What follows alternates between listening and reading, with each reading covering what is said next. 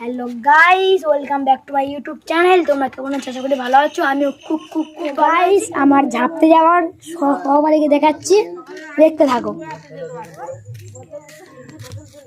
এই হচ্ছে কি আমার ইপিসি, আর এই একটা আমার কচি পুচকে ভাই, এর নাম রনি মণ্ডল। চলো মেন উদ্দেশ্যে যাই, আমাদের মেন উদ্দেশ্যের দিকে যাওয়া যাক। চলো, এটা হচ্ছে হালকা করে আমাদের একটা গরু। তো গাইস এবারে আমরা এলাম লেবু ঝাঁপতে লোকের গাছে। দেখা গেল এই আমাদের পিসি গাছে ঢিল মারছে, পড়ছে না। দেখো গাইস হচ্ছে না, একটা লেবুর দিকে নজর পড়েছে। ওই দেখো লেবুটা দেখাচ্ছি করে। এই সাথে একটুর জন্যে হবে না বাদ দাও। চলো এবারে পেয়ারা গাছে ঝাঁপতে যায়। চলো, পেয়ারা গাছ আমাদের চারদিকের ব্যাকগ্রাউন্ড তোমার দেখাচ্ছে, দেখতে থাকো।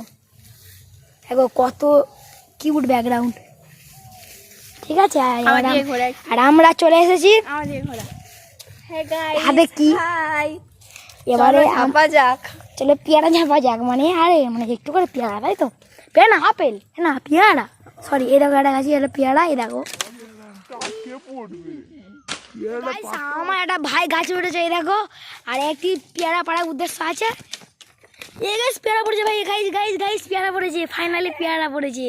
আরে ভাই, এটা পেয়ারা না পেয়ারের বাচ্চা, মানে না বড় বাচ্চা, বাবা মা না না গাইস আমার ওই রিপিটার ইচ্ছা হলো যে ছিপ ফেলবে, কি আর করার।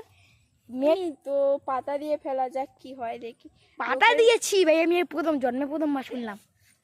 হ্যাঁ, তুই শুনিসনি, আমি শুনেছি।